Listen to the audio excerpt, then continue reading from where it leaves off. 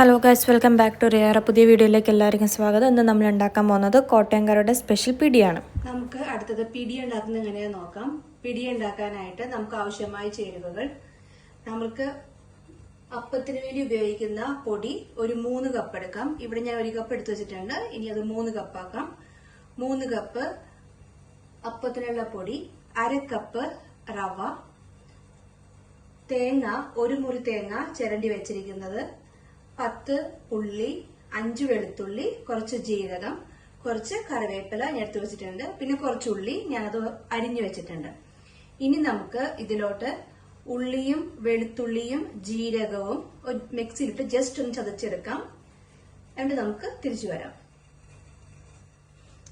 ചതച്ചുകൊണ്ട് വന്നിട്ടുണ്ട്. നമുക്കിനി അത് ഒരു പാത്രം വെള്ളം തിളപ്പിക്കാൻ വെക്കാം. അതിലോട്ട് ഈ ചേരുവകൾ ഇട്ട് കൊടുക്കാം. ഇപ്പൊ വെള്ളം നന്നായിട്ട് തിളച്ചിട്ടുണ്ട്. അതിലോട്ട് നമ്മുടെ ചേരുവകൾ ഇട്ട് കൊടുക്കാം.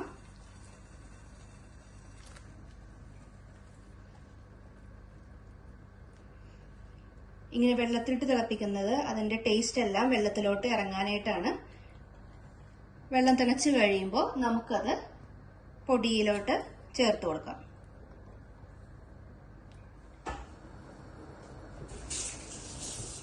നമ്മൾ എടുത്തു വച്ചിരിക്കുന്ന തേങ്ങയിൽ നിന്ന് ഒരു കുറച്ചെടുത്ത് ചതച്ചു കൊടുക്കാം.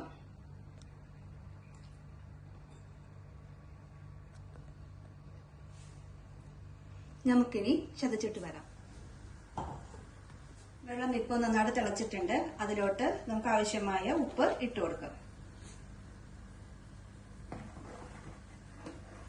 നമ്മൾ അരി കുഴക്കുന്നതിനായിട്ട് ഈ തിളച്ചതിന് ശേഷം നമുക്ക് നമ്മുടെ പൊടികളെല്ലാം റെഡിയാക്കാം. ഓക്കെ, നമ്മളിവിടെ അപ്പൊ 2 കപ്പ് അരിപ്പൊടി എടുത്തു വെച്ചിട്ടുണ്ട്. ദെൻ 1/2 കപ്പ് റവ എടുത്തു വെച്ചിട്ടുണ്ട്. പിന്നെ അരിഞ്ഞു വെച്ചിരിക്കുന്ന ഉള്ളി, കുറച്ച് വേപ്പില, ഒരു തേങ്ങ എടുത്തത്, അതിൽ കുറച്ച് ഭാഗം എടുത്ത് ഞാൻ അടിച്ചു വെച്ചിട്ടുണ്ട്. ജസ്റ്റ് ഒന്ന് ചതച്ച് വെച്ചിട്ടുണ്ട്. ബാക്കിയുള്ളത് ഇവിടെയുണ്ട്. നമുക്കിതിലേക്ക് ഇനി ആദ്യം കുറച്ച് തേങ്ങ ഇട്ട് കൊടുക്കാം.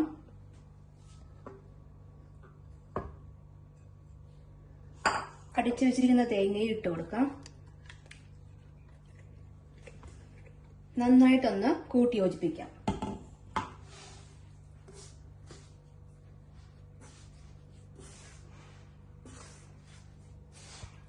തേങ്ങ അടിച്ചെടുത്തത് നന്നായിട്ട് അതിന്റെ ഒരു സ്വല്പം ഒന്ന് വെള്ളം ഇറങ്ങി ഇതിലോട്ട് എല്ലാത്തിലും കൂടിച്ചേരാൻ വേണ്ടിയിട്ടാണ്. ഇപ്പൊ നന്നായിട്ട് കൂടി യോജിപ്പിച്ചിട്ടുണ്ട്. റവ നമ്മൾ ഇടുന്നത് കുറച്ചൊരു തരി കിട്ടാൻ വേണ്ടിയിട്ടാണ്. നമുക്കിനി ഇതിലോട്ട് അരിഞ്ഞു വെച്ചിരിക്കുന്ന ഉള്ളിയും വേപ്പിലയും ഇട്ട് കൊടുക്കാം.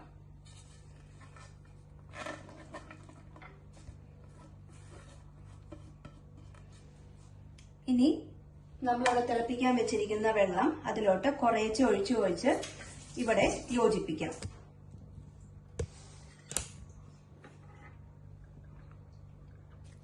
കുറേശ്ശെ ഒഴിച്ചു കൊടുക്കാം.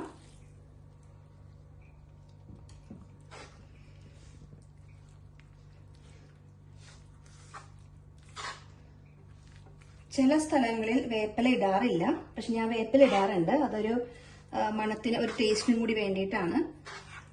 പിന്നെ നമ്മൾ വെളുത്തുള്ളിയും ജീരകവും ഇട്ടേക്കുന്നത്, ഇതിൽ തേങ്ങ ഇട്ടേക്കുന്നതുകൊണ്ട് ചിലപ്പോൾ നെഞ്ചരിയാനുള്ള സാധ്യത കൂടുതലായതുകൊണ്ടാണ് കൂടുതൽ ഇട്ടേക്കുന്നത്. ഏകദേശം ഒന്ന് ചെറുതായിട്ട് കുഴഞ്ഞിട്ടുണ്ട്. ഇനി കുറച്ചും കൂടി ഒഴിച്ചു കൊടുക്കാം. ഈ മുഴുവൻ വെള്ളം നമ്മൾ ഒഴിക്കണ്ട. നമുക്ക് ഈ വെള്ളം പിന്നീട് ആവശ്യമുണ്ട്. അതുകൊണ്ട് നമുക്കത് മാറ്റി വെക്കാം. നമ്മൾ ഏകദേശം ഒരു ഉണ്ട പിടിക്കുന്ന പരുവത്തിലോട്ട് ഇത് കുഴക്കുകയാണ്. നമുക്ക് നന്നായിട്ട് എല്ലാം ഒന്ന് കൂട്ടി യോജിപ്പിക്കാം. അപ്പോൾ നല്ല ഉള്ളിയുടെയും വെളുത്തുള്ളിയുടെയും ജീരകം, വേപ്പില എല്ലാത്തിൻ്റെയും ടേസ്റ്റ് കിട്ടും. നമുക്ക് കുറച്ചു നേരം വെക്കാം. എന്നിട്ട് നമുക്ക് ചെറിയ ചെറിയ ഉരുളകളായിട്ട് മാറ്റാം. നമ്മൾ ആദ്യം കുറച്ചു നേരം 2 മിനിറ്റ് ഇവിടെ ഇരിക്കട്ടെ. ഇപ്പൊ ഏകദേശം എല്ലാം കൂടി കൂട്ടി യോജിച്ചിട്ടുണ്ട്. നമുക്ക് അതിൽ നിന്ന് ചെറിയ ചെറിയ ഉരുളകളായിട്ട് എടുത്ത് മാറ്റി ഉരുട്ടി വെക്കാം. ഏറ്റവും ചെറിയ ഉരുളകളാക്കി വെക്കുന്നതാണ് ഏറ്റവും കൂടുതൽ ടേസ്റ്റ്. പിന്നെ പ്രത്യേകം ശ്രദ്ധിക്കേണ്ടത്, ചില പൊടികൾക്ക് ഭയങ്കര ഒട്ടൽ കൂടുതലായിരിക്കും. അപ്പൊ അങ്ങനെയുള്ള സമയത്ത് ഒട്ടൽ ഉണ്ടെന്നാണെങ്കിൽ നമുക്ക് കുറച്ച് എണ്ണ അതിന് മേത്ത് തൂത്ത് കൊടുക്കാം. അപ്പൊ ഇതിന് കുഴപ്പമില്ല. നമ്മളിങ്ങനെ ചെറിയ ചെറിയ ഉരുളകളായിട്ട് മാറ്റി വെക്കാം.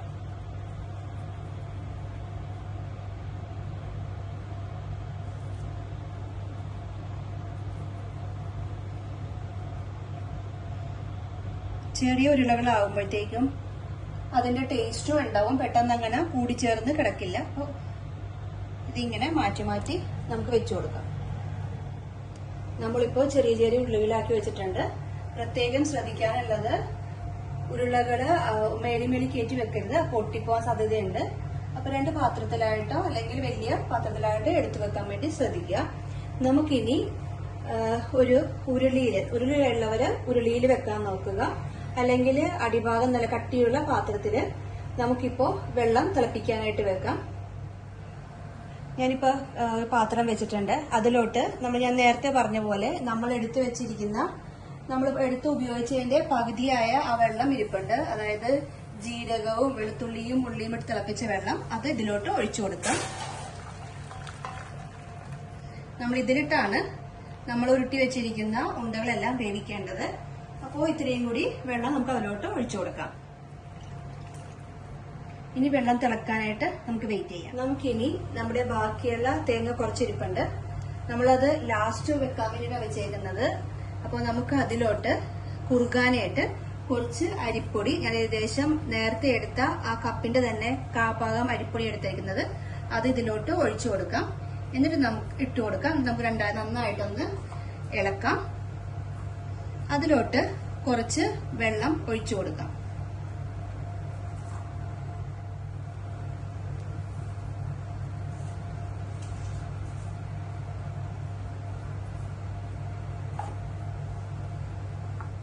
വെള്ളം നന്നായിട്ട് തിളച്ചിട്ടുണ്ട്. നമുക്കിനി വെള്ളത്തിന്റെ ഒന്ന് ഉപ്പ് നോക്കാം. ഉപ്പ് കുറവാണെങ്കിൽ നമ്മൾ ഉപ്പ് ഇട്ട് കൊടുക്കുക. ഇതിനിപ്പോ ആവശ്യത്തിന് ഉപ്പുണ്ട്. അപ്പൊ നമുക്ക് തിളച്ച സ്ഥിതിക്ക് നമുക്ക് ഇതിലോട്ട് നമ്മൾ ഉണ്ട പിടിച്ച് വെച്ചിരിക്കുന്ന ഉണ്ടകൾ ഇട്ട് കൊടുക്കാം. നമുക്ക് ഉണ്ടകൾ ഇട്ട് കൊടുക്കാം.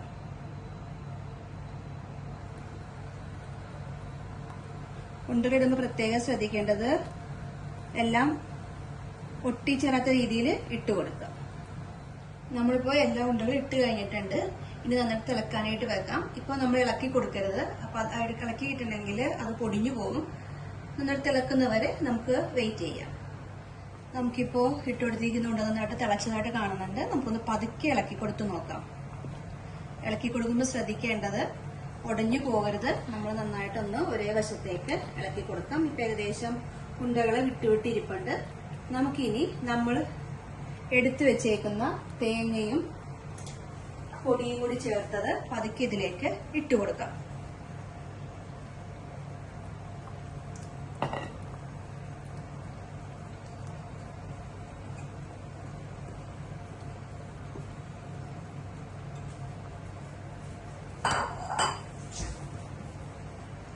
പതുക്കെ ഒന്ന് ഇളക്കി കൊടുക്കാം.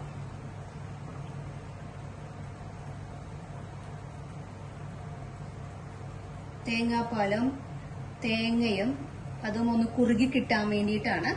നമുക്കൊന്ന് പതുക്കെ ഇളക്കി കൊടുക്കാം. ഏകദേശം നന്നായിട്ടൊന്ന് കുറുകി വന്നിട്ടുണ്ട്. ഇനി പതുക്കെ ഒന്ന് ആ ഉണ്ട വേകുന്നത് വരെ വെയിറ്റ് ചെയ്യാം.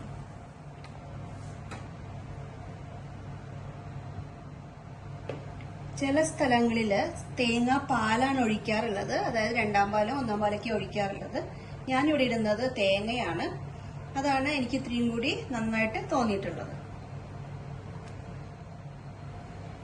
ഇപ്പൊ പിടി ഏകദേശമായിട്ടുണ്ട്. നിങ്ങളുടെ അവിടെ തേങ്ങക്ക് പകരം തേങ്ങാപ്പാലാണ് ഒഴിക്കുന്നതെങ്കിലും അതല്ല വേറെ വല്ല മെത്തേഡും ഉണ്ടെങ്കിൽ പ്ലീസ് കമന്റ്. ഇപ്പൊ പിടി നന്നായിട്ട് കുറുകിയിട്ടുണ്ട്, പിടിയായിട്ടുണ്ട്.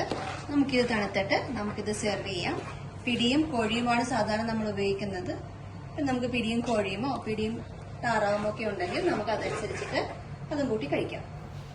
അപ്പോൾ ഞങ്ങൾ ഉണ്ടാക്കിയത് പിടിയും കോഴിയാണ്. നല്ല ടേസ്റ്റായിരുന്നു. നിങ്ങൾക്ക് വീഡിയോ ഇഷ്ടമെങ്കിൽ ലൈക്ക് ചെയ്യുക, ഷെയർ ചെയ്യുക, കമൻറ്റ് ചെയ്യുക, സബ്സ്ക്രൈബ് ചെയ്യാൻ മറക്കല്ലേ. See you soon. ബൈ.